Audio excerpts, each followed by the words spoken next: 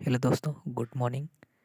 इस वीडियो में हम कॉन्स्टिट्यूशन ऑफ इंडिया के जो 2 मार्क्स के क्वेश्चन आते हैं, 2 नंबर वाले, वो सारे क्वेश्चन करेंगे सारे यूनिट से, वन बाय वन। और जो इम्पोर्टेंट क्वेश्चन बनने वाले हैं वो सारे यहाँ पे हम देख लेंगे। और ये वीडियो उन लोगों के हेल्पफुल है जो बिल्कुल भी नहीं पढ़े हैं और वो स्टार्टिंग से एकदम पढ़ना चाह रहे हैं। तो सबसे पहले 2 नंबर वाले क्वेश्चन आप एक बार पढ़ जाएंगे हर यूनिट के, तो एक आइडिया मिल जाएगा किस यूनिट में क्या है और क्या लिखना है हमको। तो अगर मान के चलिए, अगर किसी चीज़ के बारे में आप थोड़ा सा अगर नॉलेज है तो उसके बारे में कुछ कॉमन सेंस लगा के आप ज़्यादा उसके बारे में लिख सकते हैं, डिटेल्स दे सकते हैं। तो सबसे पहले तो आपको थोड़ी ही जानकारी होनी चाहिए। अगर कुछ नहीं जानकारी है तो उससे अच्छा है कि हम ना थोड़ा थोड़ा पढ़ लें। तो इस वजह से हम 2 नंबर वाले क्वेश्चन इस वीडियो में करेंगे। आप लोग फुल वीडियो वॉच कर लीजिएगा, सारे क्वेश्चन इसमें मिलेंगे आपको आराम से। उसके बाद अगर आपके पास टाइम है तो आप लॉन्ग आंसर देख लीजिएगा, जिससे कि आपका एग्ज़ाम कल वाला अच्छा हो जाए। सभी को बेस्ट ऑफ लक। और चैनल को ज़्यादा से ज़्यादा शेयर करिएगा और सब्सक्राइब कर लीजिएगा अगर चैनल पर नए हैं। आपको AKTU से जो भी सिलेबस है, हर ट्रेड का, मेनली सिविल का इम्पोर्टेंट वीडियो यहाँ पे मिल जाएंगे। तो स्टार्ट करते हैं। देखिए, सबसे पहला क्वेश्चन,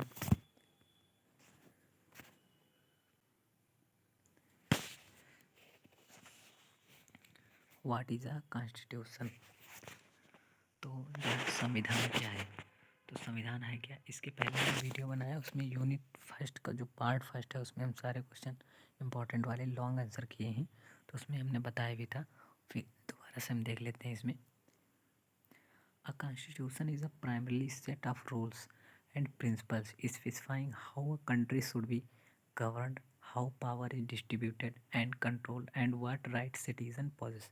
मतलब क्या है इसका, कि जो कॉन्स्टिट्यूशन है, संविधान होता है, वो किसी भी कंट्री के लिए एक स्पेसिफिक सिद्धांत देता है और रूल्स देता है, सेट ऑफ रूल्स देता है कि कैसे उसमें जो सिटीजन्स रह रहे हैं उनको कैसे चलना है, कैसे किन नियमों का पालन करके आपस में एक यूनिटी में रहना है। तो उन सारे राइट्स का, व्हाट राइट सिटीजन पॉजेस, जो भी मतलब नागरिक हैं उनके क्या अधिकार होंगे, उनकी पावर्स को कैसे डिस्ट्रीब्यूट किया गया है कंट्री में, और उनको कैसे कंट्रोल करना है, ये सारी चीज़ें आपके जो कॉन्स्टिट्यूशन है, संविधान है, उसके अंदर लिखी हुई हैं। तो कॉन्स्टिट्यूशन एक, समझ गए क्या है। फिर देखते हैं सेकंड क्वेश्चन, डिफाइन कॉन्स्टिट्यूशनलिज्म। तो कॉन्स्टिट्यूशनलिज्म क्या है, तो कॉन्स्टिट्यूशनलिज्म है जो कॉन्स्टिट्यूशन होता है। The idea of constitutionalism suggest ways and means to work out a governmental form which exercises power, ensures at same time individual freedom and liberty। तो इसमें क्या है, जो आपकी स्वतंत्रता है, जो पर्सनल स्वतंत्रता, इंडिविजुअल आपकी स्वतंत्रता है, उसकी पावर्स हैं, तो इन सब चीज़ों को गवर्नमेंट किस फॉर्म में जो है आपको आप तक पहुंचा रही है या काम कर रही है। तो ये सारी चीज़ों का जो एक ग्रुप है या आइडिया कह सकते हैं, तो इसको क्या बोलते हैं, आइडिया ऑफ कॉन्स्टिट्यूशनलिज्म। तो ये जो है आइडिया देता है एक। तो कॉन्स्टिट्यूशनलिज्म होता है जो कॉन्स्टिट्यूशन को एक आइडिया देता है कि कैसे वो, उसमें क्या क्या चीज़ें होनी चाहिए कॉन्स्टिट्यूशन में, और वो कैसे हेल्पफुल रहेंगी, उससे प्रॉफिट क्या है, रिजल्ट क्या है उसका। ये सब चीज़ें कॉन्स्टिट्यूशनलिज्म में होती हैं आपकी, जिसको हम बोल सकते हैं संविधानवाद। संविधानवाद बोलते हैं हिंदी में। फिर देखिए थर्ड है, what is constitution constituent assembly of India. तो constituent constituent assembly of India क्या है, असेंबली के बारे में हम पढ़े थे पिछले वीडियो में, आप वहाँ से भी पढ़ सकते हैं। तो जो constitution assembly of India was a sovereign body, sovereign बताए थे, संप्रभुता जिसको बोलते हैं, प्रभुता बोलते हैं। अपने देश के लिए आप जो भी कर रहे हैं, कुछ अच्छा कर रहे हैं, वो आपकी एक संप्रभुता है। आपके हृदय में उसके लिए, मतलब दिल में उसके प्रति कितनी, मतलब जो है क्या कहते हैं, प्रेम भाव है, या उसके लिए कुछ आप त्याग कर सकते हैं। ये सब चीज़ें जो है एक कंट्री में सिटीजन्स के लिए सोवरेन बॉडी होती है। तो जो कॉन्स्टिट्यूशन असेंबली है, ये एक सोवरेन बॉडी है। ये कॉन्स्टिट्यूशन को एक आधार देती है, उसको कैसे बनाया गया है, उस सारी चीज़ें वहाँ पे डिस्कस की जाती हैं। Which was formed to draft a constitution of India for India. ये जो है कॉन्स्टिट्यूशन को बनाने के लिए, ड्राफ्ट करने के लिए ये सबसे इम्पोर्टेंट बॉडी है, कह सकते हैं। असेंबली है ऑफ इंडिया, मतलब भारत की, तो इसको कॉन्स्टिट्यूंट असेंबली ऑफ इंडिया बोलते हैं। फिर देखिए आगे, when did the constituent assembly first meet. ये सबसे पहले कब मीट हुई थी? तो ये मीट हुई थी assembly first meet on 9 December 1946। फिर देखिए what was the main function of constitution assembly. अब देखिए इसका फंक्शन क्या है। Main function of constitution assembly was to frame the constitution. Frame the constitution मतलब कॉन्स्टिट्यूशन को बनाना, उसको एक ढांचा देना, उसको एक फ्रेम प्रोवाइड करना। तो ये आपका वर्क हो गया। तो आप जैसे लॉन्ग आंसर आ गया अब इसी में, जैसे आपको कॉन्स्टिट्यूशन पढ़ लिए, कॉन्स्टिट्यूशन क्या है, कॉन्स्टिट्यूशनलिज्म क्या है, तो आप लिख सकते हैं। समझ में आ रहा है ना कुछ, तो अच्छे से लिख सकते हैं आप। इसलिए आप छोटे क्वेश्चन कर लेंगे अगर कुछ भी नहीं पढ़े तब। अगर पढ़ लिए हैं तो बहुत ही अच्छा है, आप आगे का पढ़िए, तब ये वीडियो ना देखिए कोई दिक्कत नहीं, अपने रिवीजन के लिए देख सकते हैं अगर दोबारा से रिवाइज करना चाहते हैं तब। बाकी टाइम वेस्ट ना करिए, अपना पढ़िए, जो भी आप तैयारी कर चुके हैं। बिल्कुल नहीं पढ़े हैं तो पढ़ सकते हैं। फिर देखिए on what grounds constitution assembly was criticised. तो ये क्रिटिसाइज किस ग्राउंड्स पे की जाती है, क्रिटिसाइज क्यों की जाती है असेंबली, ये देखते हैं। तो the grounds on which constitution assembly was criticise were follows. एक कुछ पॉइंट दिए गए हैं, उनको हम देख लेते हैं यहाँ पे। फर्स्ट है नॉट अ पॉपुलर बॉडी। ये मतलब पॉपुलर बॉडी नहीं, प्रसिद्ध बॉडी नहीं है, मतलब इम्पोर्टेंट नहीं है। Not a sovereign body, constitution assembly not a criticise. ये क्रिटिसाइज करते हैं कौन कौन से पॉइंट्स, ये हम यहाँ पे लिखना है। ओके, तो not a popular body, not a sovereign body, जबकि कॉन्स्टिट्यूशन असेंबली क्या है, सोवरेन बॉडी है। तो यहाँ पे क्रिटिसाइज लिखना है, किस वजह से क्रिटिसाइज होना है, तो सोवरेन बॉडी नहीं है। फिर देखिए टाइम कंज्यूमिंग, ज़्यादा टाइम लेती है। डोमिनेटेड बाय कांग्रेस, ये जो है डोमिनेट करती है किसके द्वारा, कांग्रेस के द्वारा। फिर डोमिनेटेड बाय वन कम्युनिटी, ये वन कम्युनिटी के बाद डोमिनेट होती है। फिर डोमिनेटेड बाय लॉयर्स, मतलब जो लॉयर्स होते हैं उनके द्वारा डोमिनेट होती है। तो ये सब चीज़ें जो है क्रिटिसाइज करती हैं कॉन्स्टिट्यूशन ऑफ असेंबली को। What is objective resolution. Objective resolution क्या है, the objective resolution provided philosophy and guiding principle of framing the constitution. तो जो ऑब्जेक्टिव रिजोल्यूशन है वो फिलॉसफी और प्रिंसिपल गाइडेंस ऑफ प्रिंसिपल में कॉन्स्टिट्यूशन को बनाने के लिए जो भी सिद्धांत हैं उनको गाइड करती है और एक फिलॉसफी देता है। Objective resolution, what objective resolution moved and by whom. ये कब आए ऑब्जेक्टिव रिजोल्यूशन, कब आए और किस डेट को स्टार्ट हुए। तो objective resolution moved on December 13 1946 by Pandit Jawaharlal Nehru. तो जो पीजे नेहरू थे उनके द्वारा ये आई कितने, दिसंबर 13 1946 में, ऑब्जेक्टिव रिजोल्यूशन। फिर देखिए what was the role of drafting committee. तो जो ड्राफ्टिंग कमेटी है उसका रोल क्या है, रोल क्या है यहाँ पे। तो drafting committee was interested with the task of preparing a draft of the new constitution. Drafting committee क्या करती है, अगर नया आपको संविधान बनाना है या उसमें कुछ करेक्शन करना, उसको प्रिपेयर करना है, ये सब चीज़ें जो है ड्राफ्टिंग कमेटी करती है। कॉन्स्टिट्यूशन को फ्रेम्ड करने के लिए कह सकते हैं, उसको बनाने के लिए या प्रिपेयर करने के लिए ड्राफ्ट ऑफ न्यू कॉन्स्टिट्यूशन।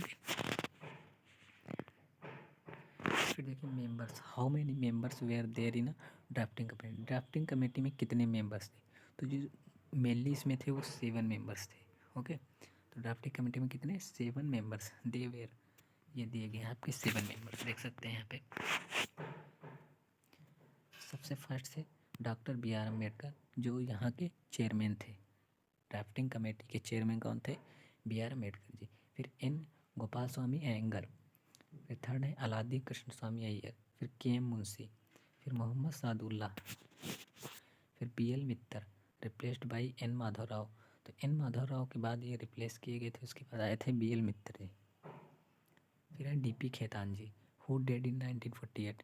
तो डी पी खेतान डेड हुए 1948 में एंड वाज रिप्लेस्ड बाई, किसके द्वारा रिप्लेस्ड किए गए, टी टी कृष्णाचारी के द्वारा, कृष्णाचारी के द्वारा।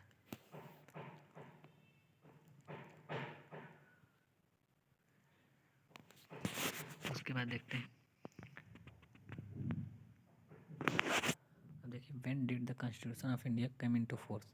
ये मतलब लागू कब हुआ, कब से ये मतलब नीतियाँ बनाना या लागू हो गया, इसका काम स्टार्ट हो गया। तो constitution India in the force in 26 जनवरी 1950। ये इन्फोर्स हुआ 26 जनवरी 1950 को, which is celebrated as republic day. इसको हम मनाते हैं रिपब्लिक डे के रूप में। हर बार जो है रिपब्लिक डे आपका 26 जनवरी को मनाया जाता है। अब देखिए यहाँ पे आ गया व्हाट इज प्रेम्बल। प्रेम्बल क्या है आपका, तो जो प्रेम्बल है, a preamble is an introductory statement in a document that explains the document's philosophy and objective. तो ये जो प्रेम्बल है एक इंट्रोडक्टरी स्टेटमेंट है जो इंट्रोडक्शन देता है इन अ डॉक्यूमेंट, डॉक्यूमेंट में इंट्रोडक्शन देता है और एक्सप्लेन करता है कि जो डॉक्यूमेंट्स की फिलोसफी है वो क्या है और उसके उद्देश्य क्या है। देखिए यहाँ पे क्वेश्चन है what the keywords in the preamble of India. तो जो प्रेम्बल ऑफ इंडिया में कीवर्ड्स हैं प्रस्तावना में वो कौन कौन से हैं। तो सबसे पहला देखिए वी है, फर्स्ट है we the people of India, ये आपका एक हो गया। इसमें जो कीवर्ड्स है, फिर सॉवरिज्म होना चाहिए, फिर सोशलिस्ट होना चाहिए, सेकुलर होना चाहिए, डेमोक्रेटिक होना चाहिए और रिपब्लिक होना चाहिए। तो ये सारे जो आपके कीवर्ड्स हैं वो आपके प्रेम्बल के हैं। अगर प्रेम्बल से क्वेश्चन आता है तो आप कुछ नहीं तो इनके बारे में ही डिस्कस करेंगे सारे, तो आपको फुल नंबर मिल जाएंगे। सारे को डैश लगा के सब चीज़ें आप एक्सप्लेन कर देंगे। ओके, देखिए what are the fundamental rights. Fundamental rights क्या होते हैं, तो fundamental rights are the basic human rights. मानव के अधिकार हैं, ये मानव के अधिकार हैं enshrined in the constitution of India which are guaranteed to all citizen. ये जो है ऑल सिटीजन्स के लिए, जो भी नागरिक हैं इंडिया में रहने वाले, जो भी नागरिक हैं वहाँ इंडिया के, तो उनके लिए ये इम्पोर्टेंट है। एक बेसिक उनके जो अधिकार हैं उनके बारे में बताते हैं फंडामेंटल राइट्स, मूल अधिकार जिनको बोलते हैं मूल अधिकार। तो मूल अधिकार क्या होते हैं, मानव के जो राइट्स हैं उनके बारे में कॉन्स्टिट्यूशन में लिखा हुआ है, तो ये फंडामेंटल राइट्स कहलाते हैं। फिर देखिए अगला देखते हैं इंपॉर्टेंट क्वेश्चन। यहाँ पे देखिए कौन कौन से फंडामेंटल राइट्स हैं, list the fundamental rights and Indian constitution. तो जो 6 हैं इम्पॉर्टेंट 6 मेन जो हैं वो इंडियन कॉन्स्टिट्यूशन में फंडामेंटल राइट्स हैं। तो इसमें जो फर्स्ट है राइट टू इक्वलिटी, फिर है सेकंड राइट टू फ्रीडम मतलब स्वतंत्रता का अधिकार, पहला है समानता का अधिकार, फिर स्वतंत्रता का अधिकार, फिर राइट अगेंस्ट एक्सप्लॉयटेशन। एक्सप्लॉयटेशन मतलब किसी चीज़ को एक्सप्लॉयट करना, अत्याचार करना, उस पर पीड़ित बहुत ज़्यादा पीड़ा देना, किसी को परेशान करना, तो आपको एक्सप्लॉयटेशन का अधिकार नहीं है। फिर है right to freedom of religion. Hindu का मतलब हिंदू जैसे अपने धर्म का अधिकार है, धर्म की स्वतंत्रता का अधिकार इसको बोल सकते हैं। फिर है कल्चरल एंड एजुकेशनल राइट्स मतलब सांस्कृतिक और जो भी एजुकेशन से संबंधित है, आपसे शिक्षा के अधिकार हैं वो सारे इसमें दिए गए हैं। फिर देखिए 6 है right to constitution remedies. Constitution मतलब उपचार का अधिकार है, बराबर जो है आपको संवैधानिक औपचारिक अधिकार इसको बोल सकते हैं। ये 6 जो हैं आपके फंडामेंटल राइट्स हैं, इनको आप याद रखेंगे।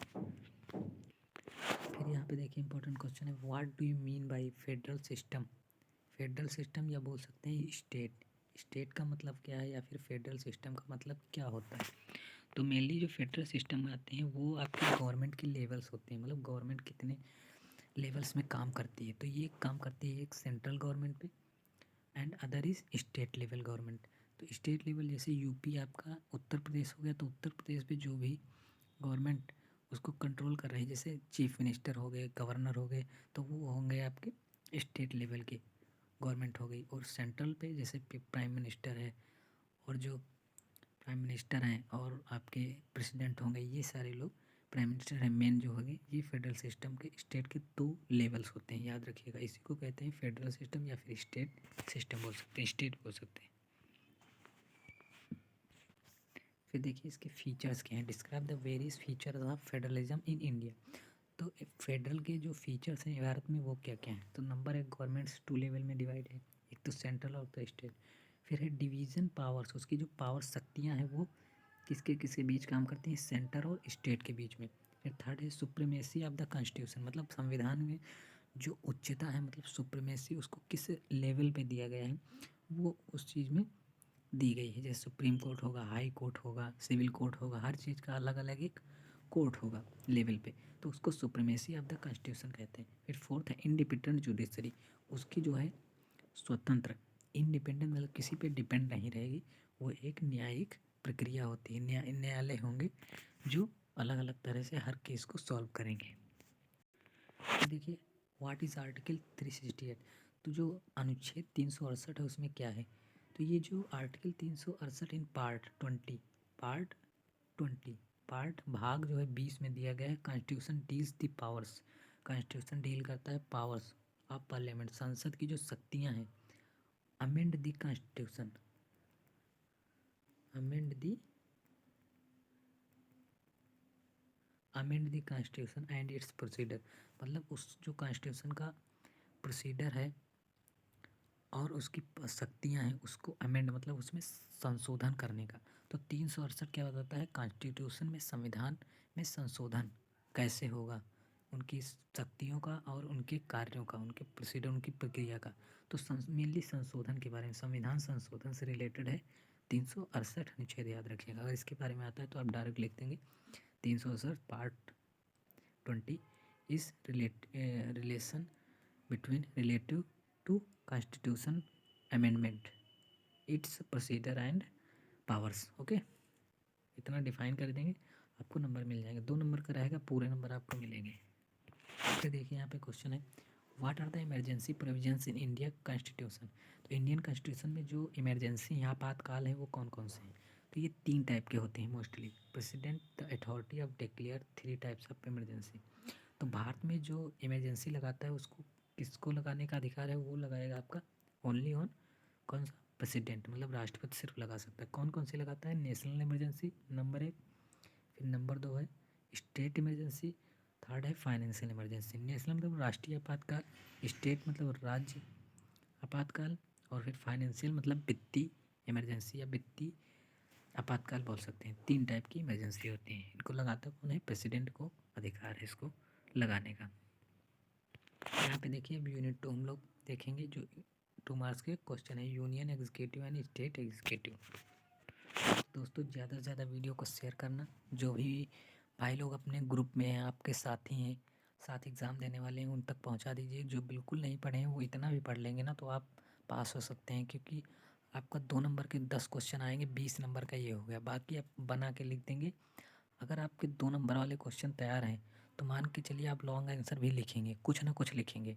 अगर ये भी नहीं मालूम है तो आप लिखेंगे क्यों, आपको पता ही नहीं कि प्रेमबल क्या होता है तो आप क्या लिख देंगे प्रेमबल में, उससे आइडिया मिलता है, उसके पास पड़ोस का आपको क्या जानकारी है वो लिख सकते हैं इन्फॉर्मेशन। ओके, तो इस वीडियो को शेयर करिए ज़्यादा से ज़्यादा फ्रेंड्स में, और चैनल पे नए हैं तो सब्सक्राइब ज़रूर कर लीजिए, क्योंकि आपको इम्पोर्टेंट यहाँ से जो भी KTU से रिलेटेड, एग्ज़ाम रिलेटेड या सिविल से रिलेटेड या कोई भी प्रिपरेशन से रिलेटेड जानकारी हो आपको यहाँ से मिलेगी, और वो आपके लिए बहुत ही हेल्पफुल होगी। ओके फ्रेंड्स, तो स्टार्ट करते हैं। देखिए यूनिट 2 का फर्स्ट क्वेश्चन है, list the powers of Indian parliament, तो ये भारतीय संसद की जो शक्तियाँ हैं वो उनका बारे में आपको लिस्ट बनानी है। तो कौन कौन सी हैं, तो देखिए मेनली क्लासीफाइड की गई हैं फॉलोइंग हेड्स, मुख्यतः दी गई हैं। Number 1 legislative powers, executive powers, financial powers, constitution power, judicial power and electoral powers और मिसलिनियस पावर।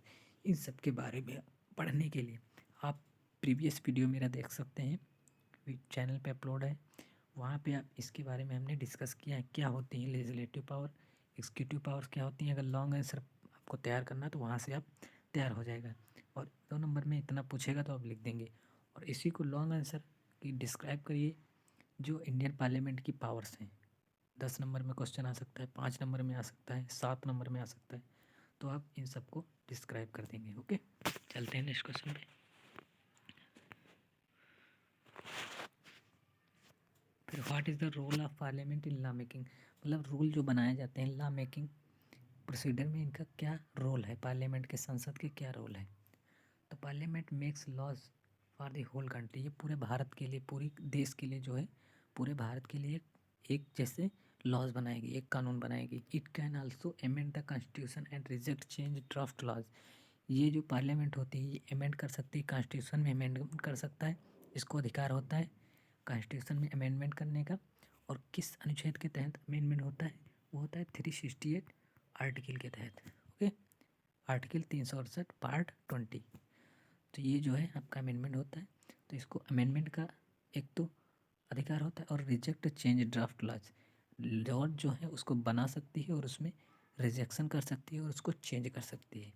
कौन कर सकता है? पार्लियामेंट। ओके, फिर देखिए यहाँ पे Rajya Sabha. What is mean by Rajya Sabha? Rajya Sabha क्या होती है? राज्यसभा को बोलते हैं हम काउंसिल ऑफ स्टेट्स बोलते हैं। और ये क्या है? Upper house of Indian parliament. ये भारतीय संसद का अपर हाउस बोला जाता है। और लोअर हाउस किसको कहते हैं? वो कहते हैं हम लोकसभा को। ओके, लोकसभा अगर पूछा जाएगा तो उसको lower house of Indian parliament. अब यहाँ पे देख लेंगे इसकी मैक्सिमम स्ट्रेंथ कितनी होती है राज्यसभा की। तो मैक्सिमम स्ट्रेंथ क्या होगी? इस consist not more than 250 member से ज़्यादा नहीं होंगे। आउट ऑफ जो 250 में होंगे वो कौन कौन से होंगे? 238 मेंबर्स रिप्रेजेंट द स्टेट्स, मतलब स्टेट्स को रिप्रेजेंट करते हैं। और बाकी जो जो हैं वो यूनियन टेरिटरी को करेंगे।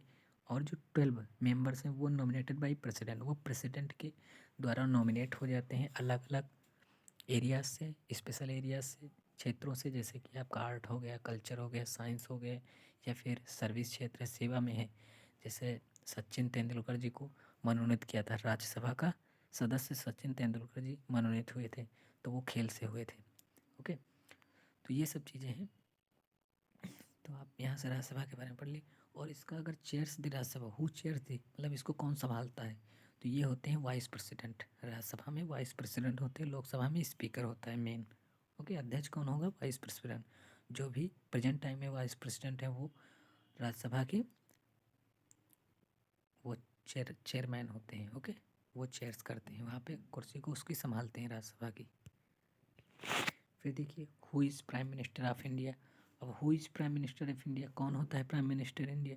तो आप लोग बता देंगे, लिख देंगे क्वेश्चन में कि जो प्राइम मिनिस्टर ऑफ इंडिया हैं वो कौन है? प्रधानमंत्री जी हैं। तो ऐसा बिल्कुल गलत हो जाएगा। प्रेजेंट टाइम में जो ऊपर पूछा जाता प्राइम मिनिस्टर हैं तो आपके प्रधानमंत्री जी हैं। लेकिन यहाँ क्वेश्चन का कुछ और आपको लिखना है कि मतलब प्राइम मिनिस्टर होता क्या है, उसका काम क्या होता है, किसको हम प्राइम मिनिस्टर बोलते हैं, इंडिया का प्राइम मिनिस्टर किसको बोलेंगे। ऐसा नहीं मोदी जी हैं तो मोदी जी को बोल देंगे, उसकी मतलब कुछ काम होते हैं वो आपको यहाँ पे डिस्क्राइब करना है। तो number 1, prime minister of India is the head of government and country. जो भी गवर्नमेंट होगी, चाहे स्टेट गवर्नमेंट हो चाहे जो गवर्नमेंट हो, जितने भी स्टेट होंगे उनका एक हेड होता है, वो कौन होगा? प्राइम मिनिस्टर होगा, हेड ऑफ गवर्नमेंट और कंट्री। और भारत का या किसी भी कंट्री का जो होगा अलग अलग, कहीं कहीं जैसे अमेरिका में होता है हेड कौन होता है, वहाँ पे प्रेसिडेंट होता है। तो इंडिया में, इंडिया के लेवल पे यह आप क्या पढ़ रहे हैं? Constitution of India. तो भारत का संविधान पढ़ रहे हैं, इसलिए यहाँ पे आपको लिखना क्या है? इंडिया का मेनली। तो जो यहाँ का हेड होगा वो कौन होगा? प्राइम मिनिस्टर होगा। सेकंड देखिए, ही appointed the president of India. ये अपॉइंट किसके द्वारा किया जाएगा? ये राष्ट्रपति के द्वारा नियुक्ति दी जाती है इसकी।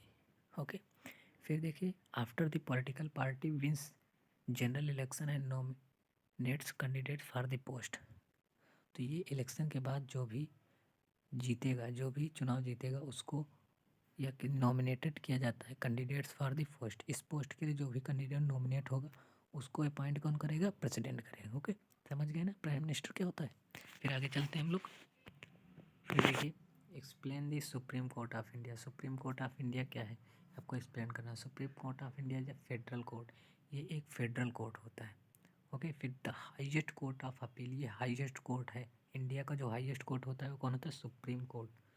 फिर the guarantor of fundamental rights of the citizens and guardian of the constitution. ये जो भी फंडामेंटल राइट्स है, मूल अधिकार है नागरिक के, वो गारंटर करता है। मतलब गारंटर क्या, उसकी गारंटी लेता है, उसको दिलाता है। कौन दिलाता है? Supreme court. इसीलिए इसको क्या बोलते हैं? Guardian of the constitution. कुछ नहीं आ रहा, आप ये जरूर लिखिएगा, इंपॉर्टेंट क्वेश्चन। इस क्वेश्चन में इंपॉर्टेंट ये है कि लिखिएगा supreme court is the guardian of the constitution, is known as guardian of the constitution. तो जो अभिभावक, गार्जियन मतलब क्या? अभिभावक, पेरेंट्स। तो अभिभावक कौन होगा? कॉन्स्टिट्यूशन का, संविधान का कौन होता है? Supreme court of India. Okay दोस्तों, इस वीडियो में हमें लग रहा है जो है ज़्यादा ही बड़ा वीडियो हो जाएगा, इस वजह से हम यूनिट 2 ही इस वीडियो में करेंगे। बाकी अगला वीडियो बनाएंगे जिसमें जो है सेकेंड यूनिट, थर्ड यूनिट ऐसे करके बना देंगे अगर टाइम मिलता है तो, क्योंकि ज़्यादा टाइम भी नहीं है आपके पास भी कि आप पढ़ पाएंगे, लेकिन कोशिश करूँगा कि बना दूँगा। पहले ये एक वीडियो में हम ख़त्म कर लेंगे इसको।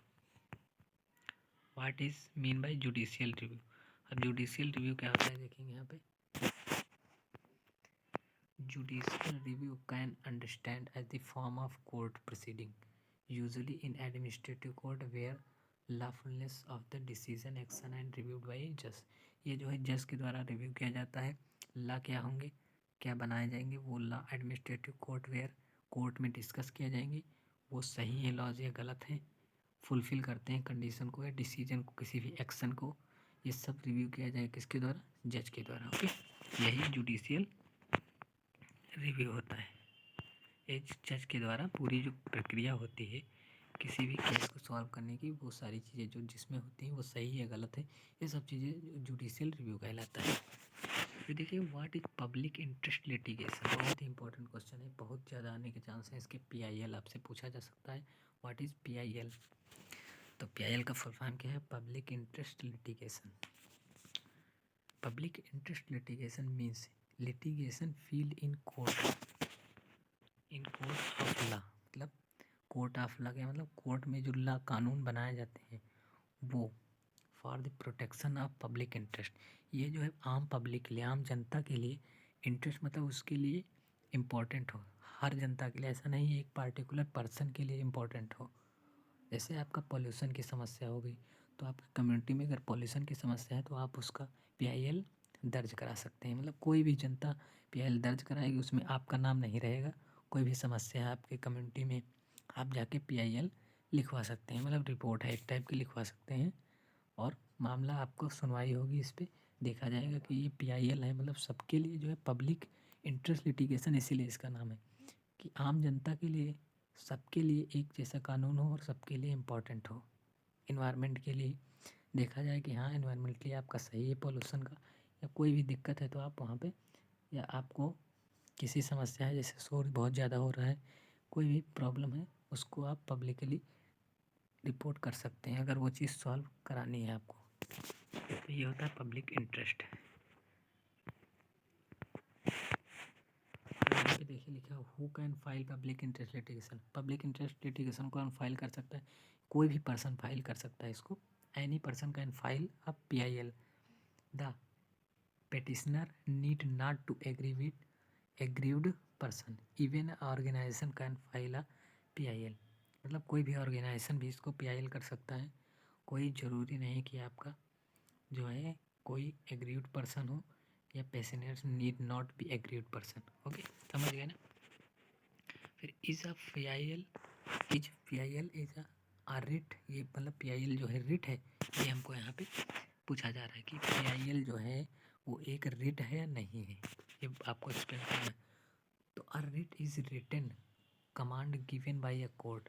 कोर्ट के द्वारा जो कमांड दिया जाता है उसको हम रिट बोलते हैं। It can be to enforce action, stoppable action from happening. ये सबकी खुशी के लिए एक एक्शन होता है, लिया गया कोर्ट के द्वारा लिया गया एक्शन होता है। ए PIL is a form of writ, एक जो है रिट का ही फॉर्म है या रूप है कह सकते हैं, उससे का टाइप है PIL with just one specification. एक स्पेसिफिकेशन मेन होता है उसमें, that a matter is related to general wellbeing. मतलब सभी कॉमन पीपल के लिए जो है फ़ायदेमंद हो, प्रॉफिटेबल हो, being of the public interest of the particular litigant. मतलब एक पार्टिकुलर पीपल के लिए ना हो, सबके लिए जो इम्पोर्टेंट हो, उसको कोर्ट वेरीफाई करता है, फिर देखता है हाँ सही है तो उसको रिट जारी करता है। तो PIL जो है एक रिट है। इस PIL is a writ, yes इसमें लिख सकते हैं यस, हाँ PIL जो है एक फॉर्म है रिट का ही। देखिए दोस्तों, ये दूसरा यूनिट चल रहा है, तो हमें लग रहा है पहला यूनिट हो गया, दूसरा यूनिट हो गया, आपको 2 यूनिट इस वीडियो में कंप्लीट हो जाएंगे।